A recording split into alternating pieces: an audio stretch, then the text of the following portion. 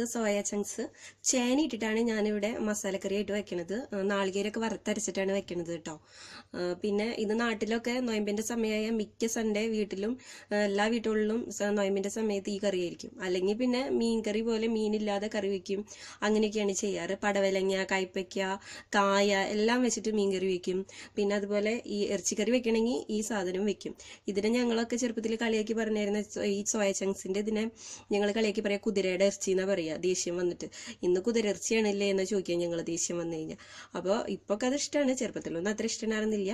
അപ്പം ഞങ്ങൾക്കൊക്കെ നൊയമ്പാണ്, മുട്ടയ്ക്ക് വരെ നൊയമ്പാണ്. ചിലവർക്ക് പാലിന് നൊയമ്പെടുക്കും, ഞങ്ങൾക്ക് പാലിനൊന്നും നൊയമ്പില്ല. ഇറച്ചി മീനും മുട്ടയ്ക്കും നൊയമ്പാണ്. അപ്പോൾ പിന്നെ ഇനി ഇവിടുന്ന് അങ്ങോട്ട് എല്ലാ റെസിപ്പീസും വെജിറ്റേറിയൻ ആയിരിക്കും. പിന്നെ അതോടൊപ്പം ഞാൻ ഓണത്തിൻ്റെ റെസിപ്പീസ് ഞാൻ ഇപ്പം തന്നെ ഇടാം, അതായിരിക്കും നല്ലത്.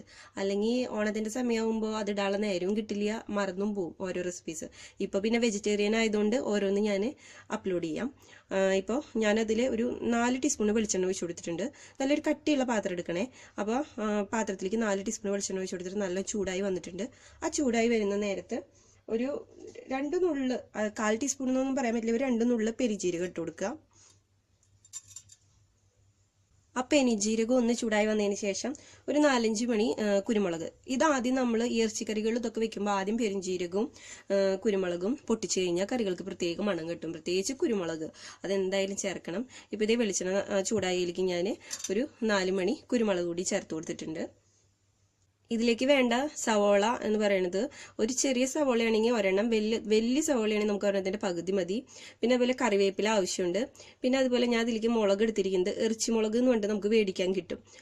ബജ്ജി മുളകല്ല, എന്നാൽ എരിവുള്ള മുളകും അല്ല, ഇങ്ങനെ ഇറച്ചി മുളക് എന്ന് പറഞ്ഞിട്ട് നമുക്ക് മേടിക്കാൻ കിട്ടും. അത് നല്ല നീളത്തിൽ വലുതായിരിക്കും. ഞാൻ അങ്ങനത്തെ ഒരു 4 എണ്ണം എടുത്തിട്ടുണ്ട്. പിന്നെ ഇഞ്ചിയും വെളുത്തുള്ളി ചതച്ചത്. വെളുത്തുള്ളിയുടെ കാര്യം പറയാനാണെങ്കിൽ ഒരു 4 അല്ലി വെളുത്തുള്ളി, ഇഞ്ചിയാണെങ്കിൽ 1 ഇഞ്ച് നീളത്തിലുള്ള ചെറിയൊരു കഷ്ണം.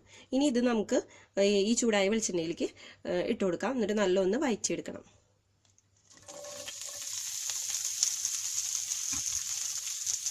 ഈ സവോള, ഇഞ്ചിയും വെളുത്തുള്ളി, പച്ചമുളകൊക്കെ ഒന്ന് വേപ്പിലേക്ക് ഒന്ന് നല്ലോണം വഴറ്റിയെടുക്കണം. ഇത് നല്ലോണം ഒന്ന് വഴന്ന് വരണം. വഴന്ന് വന്നതിന് ശേഷം ഞാൻ എങ്ങനെയാണ് ഇതിന്റെ പരിവെന്ന് കാണിച്ചു തരാം. ഇപ്പൊ നമ്മൾ ഇട്ട് കൊടുത്ത സവാളയെല്ലാം നല്ല മൊരിഞ്ഞ് വന്നിട്ടുണ്ട്. നമ്മൾ ഇട്ട് കൊടുത്ത ഇറച്ചിമുളകൊക്കെ കണ്ടില്ലേ, മുകളിൽ നല്ല മൊരിഞ്ഞ് വന്നിട്ടുണ്ട്, കണ്ടോ, നല്ല വഴന്ന് വന്നിട്ടുണ്ട്. ആവുന്നത് ഇറച്ചിമുളക് തന്നെ ചേർക്കാൻ ശ്രദ്ധിക്കുക. ഇറച്ചിക്കറികളെല്ലാം, അതായത് ആ ഒരു ടൈപ്പിലുള്ള ഗരം മസാലയൊക്കെ ചേർത്തിട്ടുള്ള കറികളിലാവുന്നതും ഈ ഇറച്ചിമുളക് ചേർത്താൽ ഈ ഇറച്ചിമുളകിന് ഒരു പ്രത്യേക മണമുണ്ട്, ഒരു പ്രത്യേക രുചിയായിരിക്കും കറിക്കും. അത് ഇറച്ചിയൊന്നും ഇല്ലാത്ത കറിയൊക്കെ ആണെങ്കിൽ തീർത്തും ഈ സാധനം ഇട്ട് കഴിഞ്ഞ് കഴിഞ്ഞാൽ നല്ല ടേസ്റ്റ് ആയിരിക്കും കേട്ടോ. ഇതിപ്പോൾ നല്ല മൊരിഞ്ഞ് വന്നിട്ടുണ്ട്. ഇനി നമുക്ക് തീ ഒന്ന് സിമ്മിലേക്ക് ആക്കിയിട്ട് പൊടികൾ ചേർത്ത് കൊടുക്കണം. ആദ്യം നമുക്ക് ഇതിലേക്ക് ഒരു നുള്ള്, അധികമൊന്നും വേണ്ട, ഈ കറി ഒരു ബ്ലാക്ക്, അതായത് ഒരു ബ്രൗൺ കളറിലായിരിക്കുക. അപ്പോൾ നമുക്കൊരു നുള്ള് മഞ്ഞപ്പൊടി ഇതിലേക്ക് ചേർത്ത് കൊടുക്കാം. ആ മഞ്ഞപ്പൊടി ചേർത്ത് കൊടുത്തതിൻ്റെ പിന്നാലെ തന്നെ നമുക്ക് 1 ടേബിൾ സ്പൂൺ നിറച്ചെടുത്തോ, നല്ല ഇതിലിങ്ങനെ കുമിച്ച് നല്ല 1 ടേബിൾ സ്പൂണോളം വേണ്ടി വരും മല്ലിപ്പൊടി. ആ 1 ടേബിൾ സ്പൂണോളം മല്ലിപ്പൊടി നമുക്ക് ഇതിലേക്ക് ചേർത്ത് കൊടുക്കാം. മഞ്ഞപ്പൊടി ഈ മല്ലിപ്പൊടിയും കൂടിയിട്ട് ഒരുമിച്ച് നല്ല ഒന്ന് മൂപ്പിച്ചെടുക്കണം. ഇപ്പൊ നമ്മുടെ മല്ലിപ്പൊടി നല്ല മൊരിഞ്ഞ് വന്നിട്ടുണ്ട്. മല്ലിപ്പൊടി നല്ല മൊരിഞ്ഞാലാണ് ഈ കറിക്ക് ടേസ്റ്റ് ഉണ്ടാവുള്ളൂ. അതിനുശേഷം നല്ല മൊരിഞ്ഞതിന് ശേഷം നമുക്ക് ഇതിലേക്ക് 1 ടേബിൾ സ്പൂൺ മുളകും പൊടി ചേർത്ത് കൊടുക്കാം.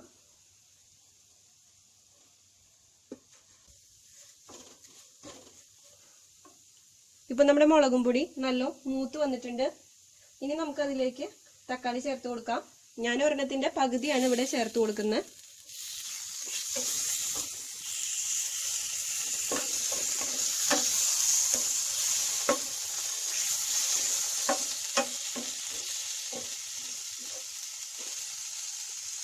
തക്കാളി ചേർത്ത് കൊടുത്തതിന് ശേഷം നമുക്ക് അതിലേക്ക് കുറച്ച് വെള്ളം ഒന്ന് കൈകൊണ്ട് തെളിച്ച് കൊടുക്കാം. എന്നിട്ട് നമുക്ക് തക്കാളി വേവിച്ചെടുക്കണം. ഒരു മൂടി വെച്ചിട്ട് നല്ല ഒന്ന് മൂടി വെച്ചിട്ട് ഇതൊന്ന് നല്ല തക്കാളി ആ മസാലയിലൊന്ന് പെരണ്ട് കിട്ടണം. അപ്പോൾ ഇത് നമുക്ക് മൂടി വെച്ചിട്ടൊന്ന് വേവിച്ചെടുക്കാം.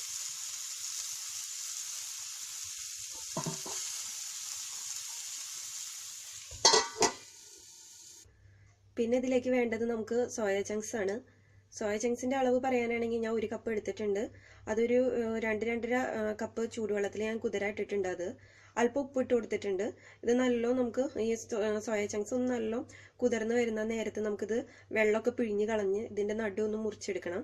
അത് ഞാൻ ക്ലീൻ ചെയ്തതിന് ശേഷം നിങ്ങൾക്ക് കാണിച്ചു തരാം. പക്ഷേ സോയ ചങ്ക്സ് വെള്ളത്തിൽ കുതിർത്താനായിട്ട് മറക്കരുത്. ഉപ്പിടണം, വെള്ളം നല്ലോണം പിഴിഞ്ഞ് കളയണം, എന്നാലാണ് അതിൻ്റെ മണം പോയി കിട്ടുള്ളൂ. അതെല്ലാവരും പ്രത്യേകം ശ്രദ്ധിക്കണം. തേങ്ങ വറുത്തെടുക്കണം. തേങ്ങ വറുത്തരച്ചിട്ടാണ് ഈ കറി വെക്കണത്. അപ്പോൾ അതിന് വേണ്ടിയിട്ട് ഞാൻ അത്യാവശ്യം വെളിച്ചെണ്ണ വേണം. വെറുതെ ഇങ്ങനെ വെളിച്ചെണ്ണ ഇല്ലാതെ തേങ്ങ വറുത്തെടുത്ത് കഴിഞ്ഞാൽ ടേസ്റ്റ് കുറവായിരിക്കും ഈ വറുത്തരച്ച് വെക്കുന്ന കറികളിലെല്ലാം. അപ്പോൾ അത്യാവശ്യം വെളിച്ചെണ്ണയിൽ തന്നെ നമ്മൾ വറുത്തെടുക്കാൻ ശ്രദ്ധിക്കണം തേങ്ങ. അപ്പോൾ ഞാനിവിടെ ഒരു 4 ടേബിൾ സ്പൂണോളം വെളിച്ചെണ്ണ ഒഴിച്ചിട്ടുണ്ട്. അത് നല്ലോണം ചൂടായി വരുമ്പോൾ നമുക്കതിലേക്ക് ഒരു 1/4 ടീസ്പൂണ് പെരിഞ്ചീരകം ഇട്ട് കൊടുക്കാം. ഇപ്പോൾ വെളിച്ചെണ്ണ നല്ലോണം ചൂടായി വന്നിട്ടുണ്ട്. ഞാനിപ്പോൾ അതിലേക്ക് ഒരു 1/4 ടീസ്പൂണ് പെരിഞ്ചീരകം അതിട്ട് കൊടുക്കാൻ പോവുകയാണ്. ഇപ്പം നമ്മുടെ പെരിഞ്ചീരകം നല്ലോണം ചൂടായി വന്നിട്ടുണ്ട്. അപ്പം ഇനി നമുക്കിതിലേക്ക് എണ്ണീട്ട് ഒരു 10 മണി, അധികമൊന്നും വേണ്ട, എണ്ണീട്ട് ഒരു 10 മണി കുരുമുളക് അതും ഇട്ട് കൊടുക്കാം. അതിൻ്റെ പിന്നാലെ തന്നെ നമുക്കൊരു 1/2 കപ്പോളം, നിറച്ച് 1/2 കപ്പോളം എടുത്തോ, അങ്ങനെ വടിച്ച് ഇങ്ങനെ എടുക്കാതെ നിറച്ച് 1/2 കപ്പോളം തേങ്ങ ഞാൻ എടുത്തിട്ടുണ്ട് ചിരവിയത്. ആ തേങ്ങയും പിന്നെ ഒരു 3 ചുവന്നുള്ളി ഒന്ന് നടുമുറിച്ചതും അതും കൂടി നമുക്കിതിലേക്ക് ചേർത്ത് കൊടുക്കാം.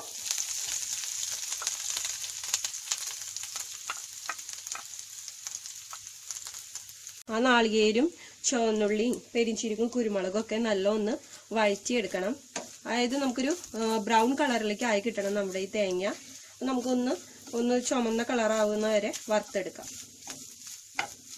ഇതിലേക്ക് അല്പം കറിവേപ്പില ചേർത്ത് കൊടുക്കാം. ഇനി ഇതും ചേർത്തിട്ട് നമുക്കിതൊരു ബ്രൗൺ കളർ ആവണ വരെ നല്ലോണം ബ്രൗൺ കളർ ആവണം. ഇത്രയും ഇൻഗ്രീഡിയൻസേ ഉള്ളൂ.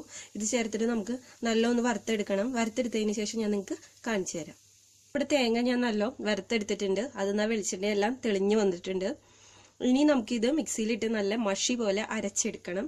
ഒരു 1/2 ഗ്ലാസ് വെള്ളം ഒഴിച്ചിട്ട് ഇത് മിക്സിയിലിട്ടിട്ട് നമുക്ക് നല്ലോണം, അതായത് തരിയൊന്നും ഇല്ലാതെ നല്ല മഷി പോലെ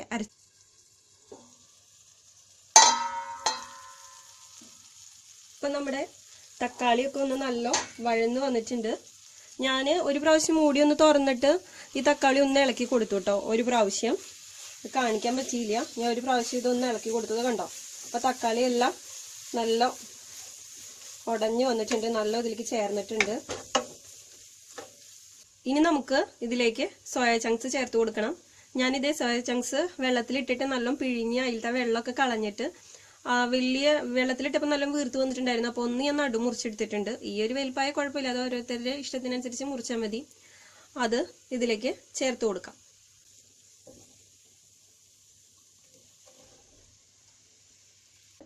ചേന ഞാൻ ഇതേ നന്നാക്കിയിട്ട് ഇതേ ഈ ഒരു വലിപ്പത്തിലാണ് പീസാക്കിയിട്ട് എടുത്തേക്കുന്നത്. പിന്നെ ചേന കഴുകിയിട്ട് വെള്ളത്തിലിട്ട് വെച്ചേക്കാണ്. ഇത് നമുക്ക് ചേനയുടെ അളവ് പറയാനാണെങ്കിൽ ഇപ്പോൾ 1 കപ്പ് സോയയിലേക്ക് ആണെങ്കിൽ ഇപ്പോൾ ചേന ഒരു 1/4 കിലോയൊക്കെ മതിയാവും, അധികമൊന്നും വേണ്ട. അത് ഓരോരുത്തരുടെ ഇഷ്ടത്തിനനുസരിച്ച് കൂട്ടും കുറയ്ക്കും ചെയ്താൽ മതി ചേനയുടെ അളവൊക്കെ. അപ്പം ഞാൻ ഈ ചേന ഈ വെള്ളത്തിൽ നിന്ന് എടുത്തിട്ട് അതിലേക്ക് ഇട്ട് കൊടുക്കാൻ പോണേ. ഈ വെള്ളത്തോടെ ഒഴിക്കരുത് കേട്ടോ, ഈ വെള്ളം നമുക്ക് ആവശ്യമില്ല. ചേന മാത്രം പെറുക്കിയിട്ട് അതിലേക്ക് ഇട്ട് കൊടുക്കാം.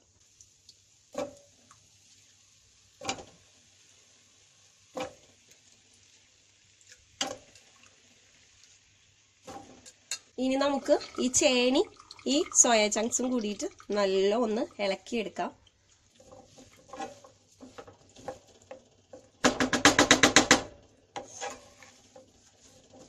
സോയയും ചേനയും ചൂടായി വരുന്ന നേരത്ത് നമുക്ക് നേരത്തെ നമ്മൾ വറുത്ത് മാറ്റി വെച്ച നാളികേരത്തിന്റെ അരപ്പുണ്ടല്ലോ, അത് നല്ല ഒരു 1/2 ഗ്ലാസ് വെള്ളം, അതായത് ഒരു ഇളം ചൂടുവെള്ളം ഒഴിക്കുക. കാരണം ഓൾറെഡി ഇത് തേങ്ങയാണ്, പിന്നെ നമ്മൾ വെളിച്ചെണ്ണ ചേർത്തിട്ടാണ് ഇത് വറുത്തിരിക്കുന്നത്. അപ്പോൾ ആ വെളിച്ചെണ്ണ കട്ട പിടിക്കാതിരിക്കാൻ ഒരു 1/2 ഗ്ലാസ് ഇളം ചൂടുവെള്ളം ചേർത്തിട്ട് നമ്മൾ ഈ പേസ്റ്റ് പോലെ ഇതിങ്ങനെ അരച്ചെടുക്കണം. കണ്ടോ, നല്ല സ്മൂത്ത് ആയിട്ടിരിക്കുന്നത്, നല്ല മഷി പോലെ അരച്ചെടുക്കണം.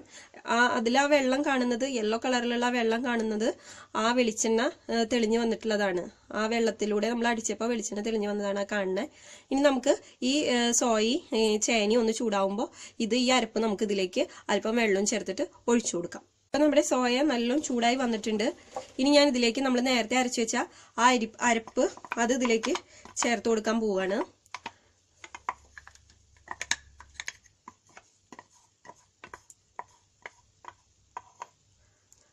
ബാക്കിയുള്ള മിക്സിയുടെ ജാറിൽ നമുക്ക് അല്പം വെള്ളം ഒഴിച്ചിട്ട് ഇതിലേക്ക് ചേർക്കാം. അതായത് ഒരു കപ്പോളൊക്കെ വെള്ളം ഇതിലേക്ക് ചേർക്കാം. ഇത്തിരി ചാറ് പോലെയാണ് നമുക്കിത് വേണ്ടത്. അപ്പം നമുക്ക് ഒരു കപ്പ് വെള്ളം ഇതിലേക്ക് ചേർത്ത് കൊടുക്കാം. ഇപ്പം ഞാൻ ആ അരപ്പും ആ സോയ ചങ്ക്സും ചേനയൊക്കെ നല്ല അതിൽ യോജിപ്പിച്ചെടുത്തിട്ടുണ്ട്. ഒരു കപ്പ് വെള്ളവും ചേർത്ത് കൊടുത്തിട്ടുണ്ട്. അതായത് ചേനയുടെ മീതെ കണ്ട് വെള്ളം വേണം. അതായത് ചേനയ്ക്ക് അല്പം വേവുണ്ടല്ലോ, അപ്പോൾ അതൊന്ന് വെന്ത് കിട്ടണം. സോയ ചങ്ക്സ് ഇപ്പോൾ ഒപ്പിട്ടാലാണ് നമുക്ക് ആ മസാലയെല്ലാം അതിലേക്ക് ശരിക്കും പിടിക്കുകയുള്ളൂ. അപ്പോൾ ഇനി ഇതിൻ്റെ ഒപ്പം തന്നെ ഇനി നമുക്ക് ഒരു 1/2 ടീസ്പൂണ് ഗരം മസാല ഇപ്പോൾ ചേർത്ത് കൊടുക്കണം. പിന്നെ ഇറക്കാറാവുന്ന നേരത്തും ഒരു 1/2 ടീസ്പൂണ് ചേർത്ത് കൊടുക്കണം. അപ്പോൾ ടോട്ടൽ 1 ടീസ്പൂൺ ഗരം മസാലയാണ്. അപ്പോൾ ഒരു 1/2 ടീസ്പൂൺ ഞാൻ ഇതിൻ്റെ മീതെ ഇപ്പോൾ തന്നെ ചേർത്ത് കൊടുക്കാൻ പോവുകയാണ്. ഇപ്പോൾ ഗരം മസാല ചേർത്തപ്പോൾ ഞാൻ ഇളക്കിയിട്ടൊന്നുമില്ല, തിളച്ച് വന്ന് തുടങ്ങിയിട്ടുണ്ട്. ഈ നേരത്തെ നമ്മൾ എന്ത് ചെയ്യണമെന്ന് വെച്ച് കഴിഞ്ഞാൽ ലോ ഫ്ലെയിമിൽ, ഹൈ ഫ്ലെയിമിൽ വെക്കരുത്, വെള്ളം പെട്ടെന്ന് വറ്റിപ്പോവും. ചേന വേവണം. അപ്പോൾ ലോ ഫ്ലെയിമിൽ വെച്ചിട്ട് ചേന കുക്കാവണ വരെ നമ്മൾ വേവിച്ചെടുക്കണം. നല്ലോ ചേന വെന്തിട്ടും നല്ല വെള്ളം പോലെ തോന്നുവാണെങ്കിൽ ഒന്ന് തീ കൂട്ടി വെച്ചിട്ട് വറ്റിച്ചാൽ മതി. ഞാൻ കാണിച്ചു തരാം ആ ഒരു ഗ്രേവിയുടെ പരിവം. അപ്പോൾ ഇത് നമുക്കൊന്ന് മൂടി വെച്ചിട്ട് വേവിച്ചെടുക്കാം.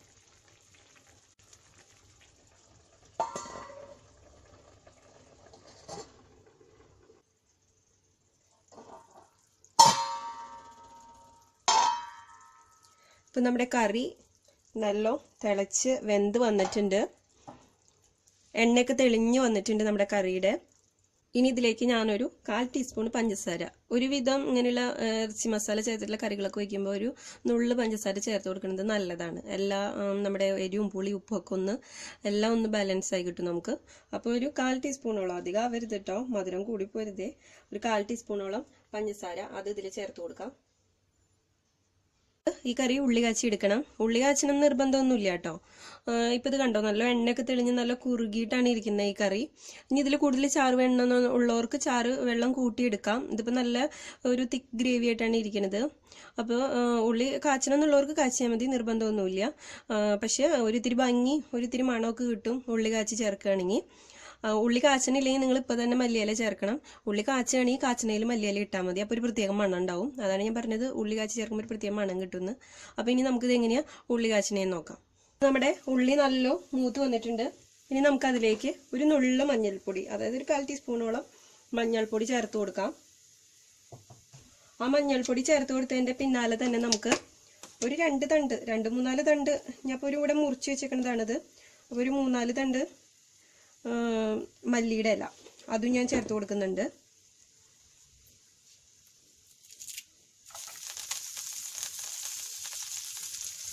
കുറച്ച് നമുക്ക് മുളക് പൊടി ഒരു 1/4 ടീസ്പൂണ്, വെറുതെ ഒന്ന് മൊരിച്ച് നമുക്ക് കറിയിൽ ഇടുന്ന നേരത്തെ ഒരു ഭംഗി കിട്ടാൻ വേണ്ടി മാത്രം ഒരു 1/4 ടീസ്പൂണ് മുളക് പൊടിയും ചേർക്കുക.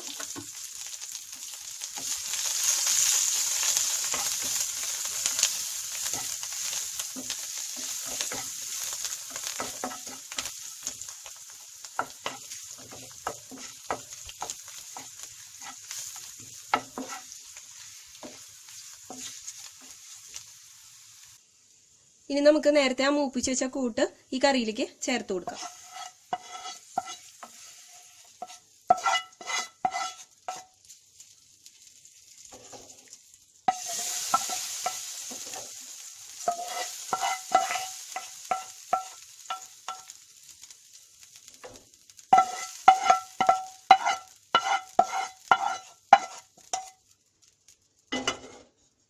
നമ്മുടെ ഇറച്ചിയില്ലാത്ത ഇറച്ചിക്കറി ഇവിടെ റെഡി ആയിട്ടുണ്ട്. ഇത് ചേന വെച്ചിട്ട് ചെയ്യാം, ഇതിൽ വേണമെങ്കിൽ കൊള്ളി ഇടാം, അതുപോലെ തന്നെ കടച്ചക്ക, ചീമച്ചക്ക എന്ന് പറയുന്ന ആ ചക്ക ഇടാം, പിന്നെ അതുപോലെ കായ ഇടാം. എന്തിട്ടിട്ട് വേണമെങ്കിൽ നമുക്ക് ഇതുപോലെ വറുത്തരച്ച് കറി വയ്ക്കാൻ നല്ല ടേസ്റ്റ് ആയിരിക്കും. ഇതെല്ലാവരും ട്രൈ ചെയ്ത് നോക്കണം, എല്ലാവർക്കും ഇഷ്ടമാവും. പിന്നെ അതുപോലെ തന്നെ ഈ നോയമ്പിൻ്റെ സമയമാകുമ്പോൾ മുട്ടക്കറി ഒന്നും നമുക്ക് വെക്കാൻ പറ്റില്ല. ചിലവർ മുട്ടയ്ക്ക് വരെ നോയമ്പെടുക്കണവരുണ്ട്. അപ്പം ഞങ്ങൾക്കൊക്കെ മുട്ടയ്ക്ക് നോയമ്പാണ്. അപ്പം ഞങ്ങൾ മുട്ടക്കറി ഒന്നും ഉപയോഗിക്കാറില്ല. അപ്പം കാലത്ത് നമുക്ക് നൂലപ്പം ഉണ്ടാക്കുകയാണെങ്കിൽ അതിലേക്ക്, പിന്നെ പോലെ ചപ്പാത്തി, വെള്ളയപ്പം എല്ലാത്തിലേക്കും ഈ കറി നല്ല യോജിച്ച് പോകും നമുക്ക് കഴിക്കാനായിട്ട്.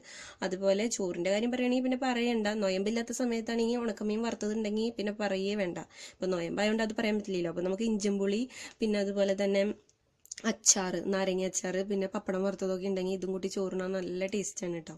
അപ്പോൾ ഇതെല്ലാവരും ട്രൈ ചെയ്തു.